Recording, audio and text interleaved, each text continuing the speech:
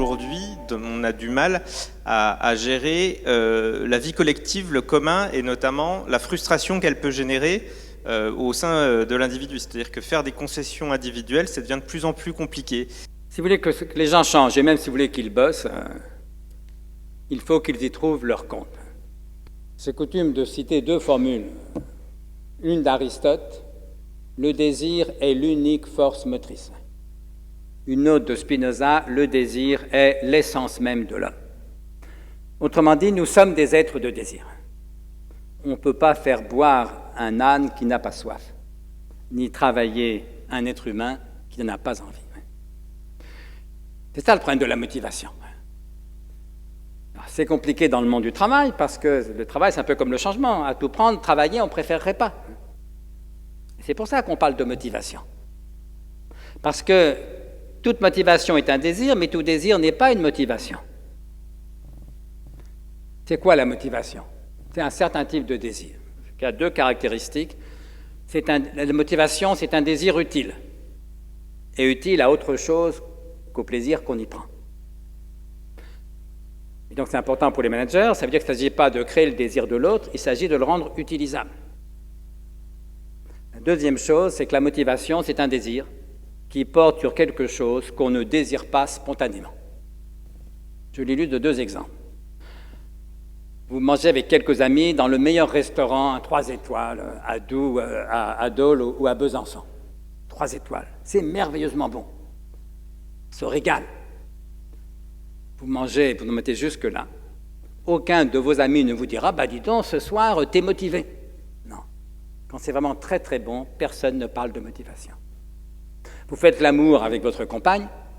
Si votre compagne vous murmure à l'oreille « Bah dis donc, chérie, ce soir, t'es motivé ». C'est moyen. Oui. Quand c'est vraiment bon, personne ne parle de motivation. C'est pour ça qu'on parle de motivation dans le sport, et ça en dit long sur le sport, parce que faire des longueurs de piscine tous les matins, c'est galère. Là, il faut être motivé. Faire 10 km tous les jours, il faut être motivé. Ouais.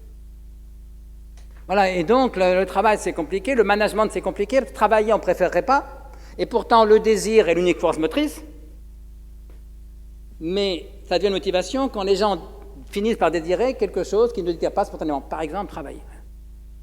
Et donc je dis souvent qu'un manager, un dirigeant d'entreprise plus généralement, un dirigeant d'entreprise, c'est un professionnel du désir de l'autre. Professionnel du désir de cet autre particulier qu'est le client, c'est ce qu'on appelle le marketing. Professionnel du désir de cet autre particulier qu'est le collaborateur, c'est ce qu'on appelle le management. Il y a tous ceux, ici, il y en a plusieurs qui sont des dirigeants d'entreprise, chefs d'entreprise, cadres dirigeants. Vous êtes des professionnels du désir de l'autre. Professionnels du désir de vos clients, marketing, professionnels du désir de vos collaborateurs, management. Et donc, il va falloir faire en sorte que chacun y trouve son compte. Et c'est pour ça qu'il va falloir travailler sur la convergence entre ces différents désirs. Et la convergence entre ces différents désirs, ça s'appelle la solidarité.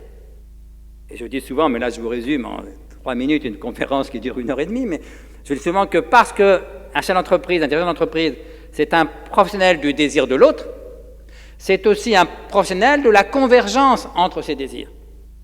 C'est-à-dire que c'est un professionnel de la solidarité. Je dis de la solidarité et pas de la générosité. Alors, la générosité est une très grande vertu, qui a été évoquée d'ailleurs dans la table ronde sur le mentorat. Oui, mais alors je le dis tranquillement aux chefs d'entreprise qui sont ici, si vous comptez sur la générosité de vos clients, vous êtes morts. Si vous comptez sur la générosité de vos salariés, vous êtes morts.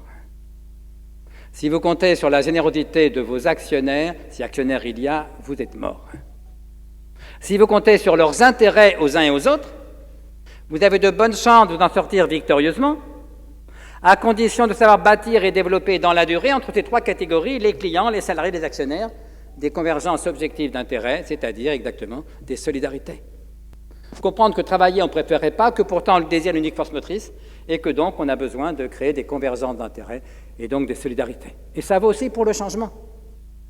Quand vous ne demandez pas à vos collaborateurs de devenir quelqu'un d'autre, et pourtant aidez-les à grandir, aidez-les à changer, ça veut dire qu'il faut qu'ils trouvent leur compte au changement.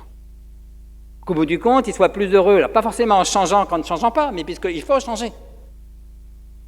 Qu'ils soient plus heureux en acceptant ce type de changement-là qu'en y résistant par toute leur force, si vous voulez.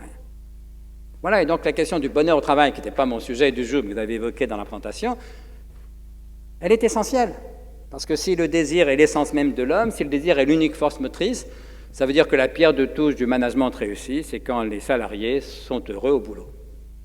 Pas forcément aussi heureux que pendant les vacances ou le week-end, mais quand ils ont le sentiment qu'ils sont plus heureux de travailler dans cette boîte-là qu'ils ne le seraient en travaillant dans une autre.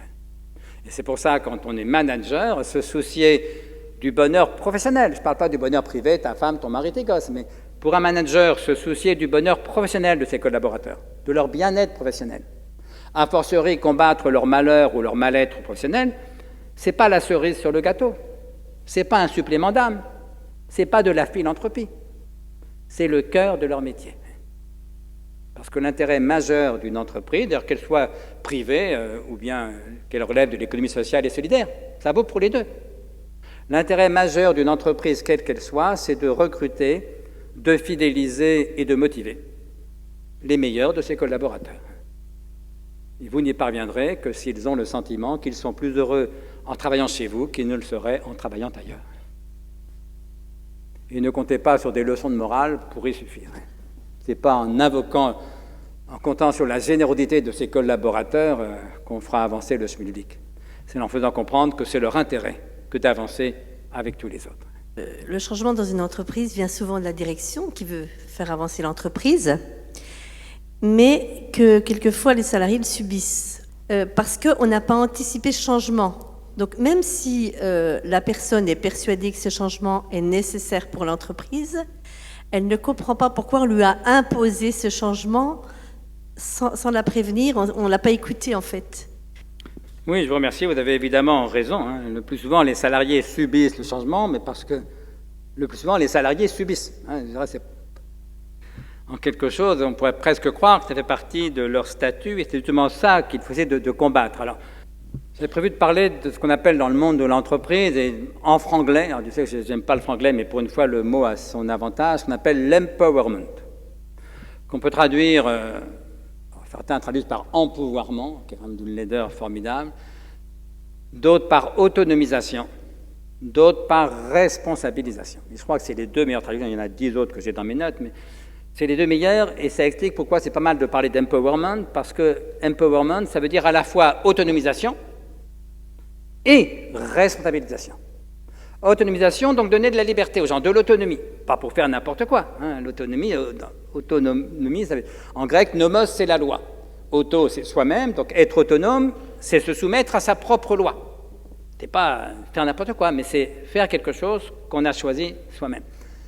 Et donc, ce qu'on appelle l'empowerment, c'est d'abord donner de l'autonomie aux gens, de leur donner de la marge de manœuvre. Et ce que j'aime bien dans le mot anglais d'empowerment, c'est qu'on entend bien donner du pouvoir. Ce qui veut dire pour les managers, accepter d'en perdre. Et puis l'autre chose, c'est la responsabilisation. Faire en sorte que quelque chose dépende d'eux, parce qu'on n'est responsable que de ce qui dépend de soi. Je disais, le désir est l'essence même de l'homme. Le désir est l'unique force motrice. Oui, mais il y a 3 formes principales de désir, qu'on peut appeler l'espoir, la volonté, l'amour.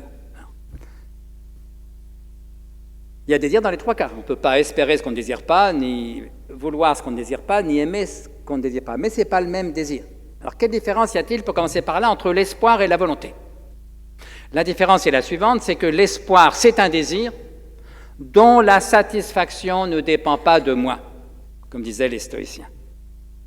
Par différence avec la volonté, qui est un désir dont la satisfaction dépend de moi. Et vous comprenez qu'il y a bien plus et d'autonomie, et de responsabilité, et d'épanouissement, et de bonheur possible. Quand on désire ce qui dépend de soi, parce qu'alors on le fait, on agit. Parce que vouloir sans agir, c'est pas vouloir. La seule volonté vraie, c'est l'action. Je l'illustre d'un exemple, si vous voulez, je vous mets au défi de vouloir tendre le bras sans tendre le bras. Essayez pour voir. C'est impossible. Le seul ici qui veut tendre le bras, c'est moi. Qu'est-ce que j'en sais? Je suis le seul à le faire. Vouloir, c'est agir ou ce n'est pas vouloir. Et donc, il y a beaucoup plus de bonheur, d'épanouissement dans le fait de désirer ce qui dépend de soi et donc d'agir, que dans le fait de désirer ce qui ne dépend pas de soi et donc d'espérer, et donc d'avoir peur. Parce que comme dit Spinoza, il n'y a pas d'espoir sans crainte, ni de crainte sans espoir. Prenez l'exemple du nouveau-né. Il ne peut rien vouloir, rien ne dépend de lui. Il ne peut qu'espérer, pourvu que maman revienne, et avoir peur, pourvu que maman ne s'en aille pas. Eh bien, je le dis aux managers ici, si vous managez à l'espoir et à la crainte, c'est-à-dire au fond à la carotte et au bâton, vous infantilisez vos collaborateurs. Si vous leur faites ce beau cadeau de leur donner de l'autonomie et de leur donner de la responsabilité, empowerment, vous les aidez à grandir. C'est bien sûr mieux pour eux, c'est mieux pour l'entreprise et c'est mieux pour vous en tant que manager. C'est quand même un plus beau métier que d'aider les autres à grandir, plutôt que de manager à la carotte et au bâton. Quelle différence maintenant y a-t-il, pardon d'être un peu long, mais c'est des questions vraiment de fond, quelle différence maintenant y a-t-il entre l'espoir et l'amour? Dans les deux cas, il y a désir, mais ce n'est pas le même type de désir, mais la différence n'est pas non plus la même. La différence, c'est que l'espoir, c'est un désir qui porte sur ce qui n'est pas, par différence avec l'amour, qui est un désir qui porte sur ce qui est, EST. On espère que l'irréel, on n'aime que le réel. Et là encore, vous comprenez qu'il y a bien plus d'épanouissement possible, de bonheur possible dans le monde du travail. Quand les salariés désirent quelque chose qui existe en effet, désirent faire ce travail-là dans cette entreprise-là avec ces gens-là, plutôt que si les salariés passent leur temps à désirer quelque chose qui n'est pas, c'est-à-dire à espérer, pourvu que j'ai une augmentation, et donc à avoir peur. Puisqu'il n'y a pas d'espoir sans crainte, ni de crainte sans espoir, pourvu que je ne sois pas viré.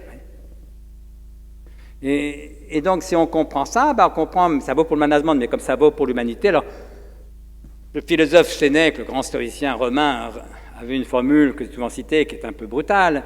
Sénèque écrit à l'un de ses correspondants, « Quand tu auras désappris à espérer, je t'apprendrai à vouloir. » Moi, je suis moins exigeant que ça, je ne vous demande pas de désapprendre à espérer. Tout le monde espère, parce qu'on a tous peur de quelque chose.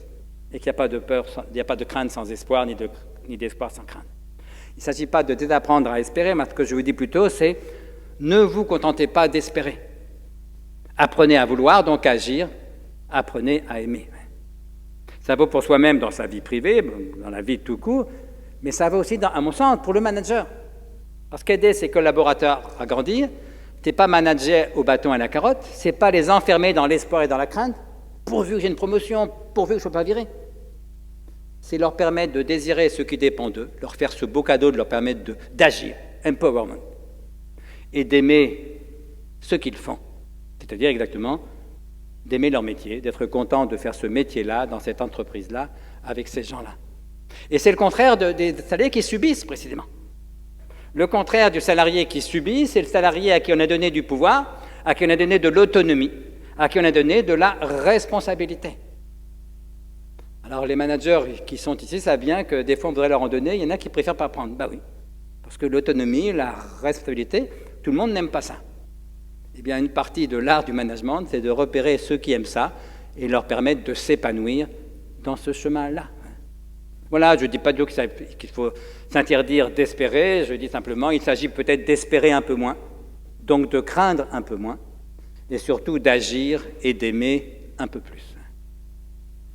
Un immense merci, André Comte-Sponville. Merci à vous. Bonne soirée.